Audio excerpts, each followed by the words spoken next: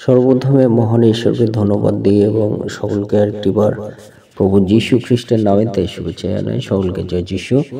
আসুন আজকে আমাদের যে আলোচ্য বিষয় তা হলো আমরা যেন যীশু খ্রিস্টের প্রতি আমরা সরলতা এবং শুদ্ধতা আমরা যেন রাখি, অর্থাৎ আমাদের জীবনের সরলতা এবং শুদ্ধতা যেন আমরা না হারাই, সে বিষয়ে আজকে আমরা আলোচনা করব।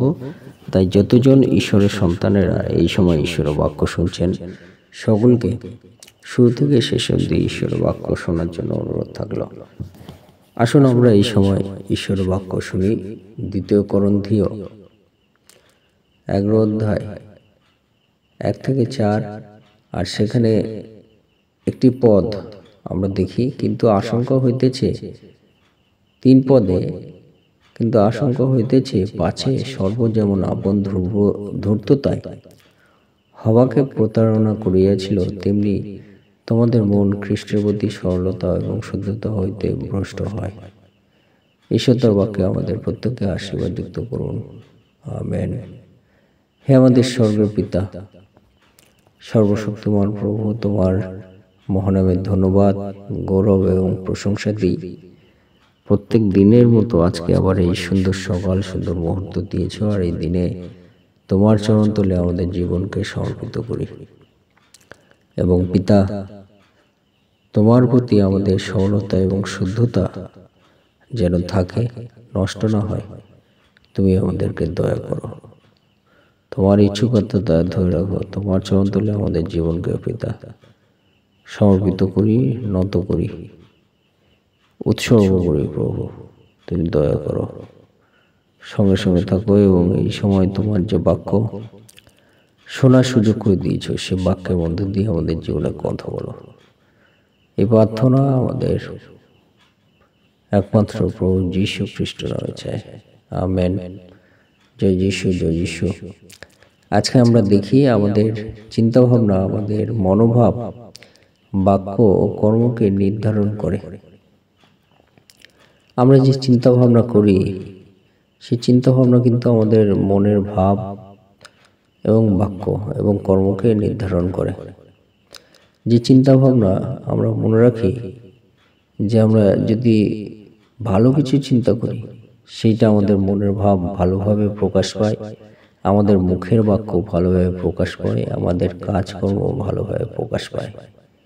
কিন্তু আমাদের চিন্তাভাবনা যদি মন্দ হয়, তাহলে আমাদের মনের ভাবও মন্দ হয়, আমাদের কথা বলাও মন্দ হয়, আমাদের কাজকর্ম মন্দতা প্রকাশ হয়।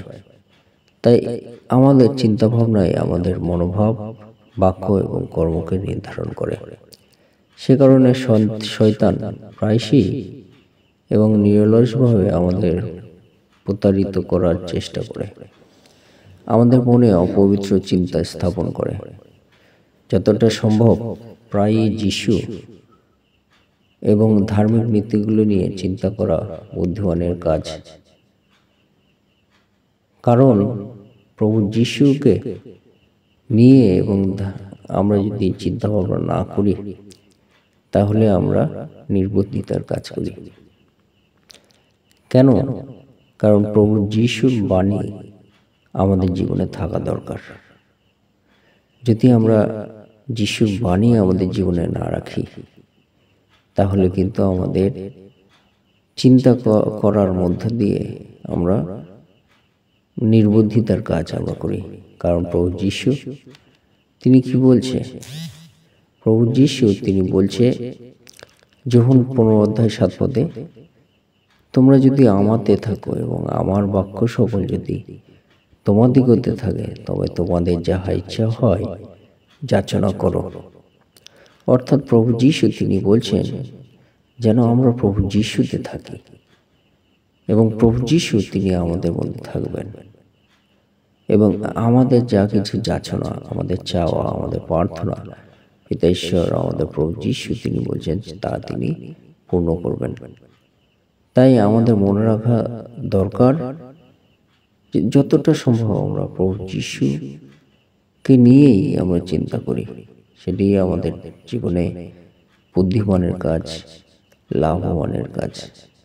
কারণ প্রভু যিশু মানে আমাদের আত্মিক জীবন রক্ষা পায়। প্রভু যিশুতে আমরা পরিত্রাণ পাই, প্রভু যিশুতেই আমরা দয়া পাই, প্রভু যিশুতেই আমরা সাহায্য পাই, প্রভু যিশুতেই আমরা পরিচালনা পাই, প্রভু যিশুতেই আমরা নবজীবন পাই, প্রভু যিশুতেই আমরা পবিত্র আত্মার পরিচালনা পাই, প্রভু যিশুতেই আমাদের সব কিছু আমরা মনে রাখি। কারণ এটি আমাদের মনকে নবায়ন করার প্রক্রিয়া চালিয়ে যেতে সাহায্য করে। আমাদের ঈশ্বর যেমন ভাবেন সেইভাবে চিন্তা করতে শিখতে হবে, অর্থাৎ তার বাক্য অনুযায়ী চিন্তা করতে হবে। Amen, hallelujah. অর্থাৎ আমাদের মনে রাখতে হবে, সেই জন্য ঈশ্বরের বাক্য আমাদের জীবনে চয়ন করা বা পাঠ করা খুবই গুরুত্বপূর্ণ। যদি আমরা ঈশ্বরের বাক্যে আমরা না থাকি, তাহলে আমরা কিসে আমরা থাকব? কারণ গীতসংহিতা 138 অধ্যায় 2 পদে বলে, স্বয়ং পিতা ঈশ্বর বলছে, আমার সমস্ত নাম অপেক্ষা আমি আমার বাক্যকে মহিমান্বিত করিয়াছি। Amen, hallelujah. ঈশ্বরের ধন্যবাদ দিই, ঈশ্বরের ধন্যবাদ হোক। যতজন এই মুহূর্তে ঈশ্বরের সন্তানেরা আপনারা শুনছেন, আপনারা চিন্তা করবেন, আপনারা একটু ভাববেন যে প্রভু তিনি কি বলতে চাইছেন। আমরা ঈশ্বরের বাক্যে যদি না থাকি, স্বয়ং প্রভু তিনি বলছে গীতসংহিতা 138 পদে, 138 অধ্যায় 2 পদে বলছে, আমার সমস্ত নাম অপেক্ষা আমি আপন বচনকে মহিমান্বিত করিয়াছি। অর্থাৎ প্রভু তিনি বলছে, আমার যত নাম আছে সেই নামের মধ্যে দিয়ে আমরা দেখি যেহোবা নিসি, এই সমস্ত বিভিন্ন নাম সদাপ্রভুর আছে। আর সেই নামের থেকে প্রভু বলছে যে আমার বাক্য, আমার বচন সবার উপরে। হালেলুয়া। সেই বচন ঈশ্বর মহিমান্বিত করিয়াছে, মানে সবার উপরে বচন করে গেছে। তাই সেই ঈশ্বরের বচন আমাদের জীবনে কিন্তু সব থেকে বেশি গুরুত্বপূর্ণ আমরা মনে রাখি। কারণ সেই বচনই কিন্তু আমাদের জীবনকে পরিবর্তন করতে পারে, আমাদেরকে সঠিকভাবে চালাতে পারে। তাই সেই ঈশ্বরের বচন কিন্তু খুবই খুবই দরকার। তাই বলছে, ভুল চিন্তাকে ক্রমাগত প্রত্যাখ্যান এবং সঠিক চিন্তাকে বেছে নেওয়ার যুদ্ধের মতো মনে হতে পারে, কিন্তু এর পুরস্কার সম্পূর্ণভাবে মূল্যবান। আমরা সবাই আনন্দ ও মানসিক শান্তির আশীর্বাদ চাই। আমাদের মনে রাখতে হবে যে ভুল চিন্তা এবং সঠিক চিন্তার মধ্যে আমাদের কেমন মনে হয় যুদ্ধ, যে আমরা এই সঠিক চিন্তা মধ্য দিয়ে চলবো নাকি ভুল চিন্তার মধ্য দিয়ে চলবো। তাই এই দুটো চিন্তা কিন্তু আমাদের কাছে একটা যুদ্ধের মতো মনে হতে পারে, যে কোনটা আমরা করব। সঠিকটা আমাদের জন্য লাভবান, ভুলটাও আমাদের লাভবান প্রথমে মনে হতে পারে, কিন্তু পরে কিন্তু সেটা আমাদের কাছে ক্ষতি হয়।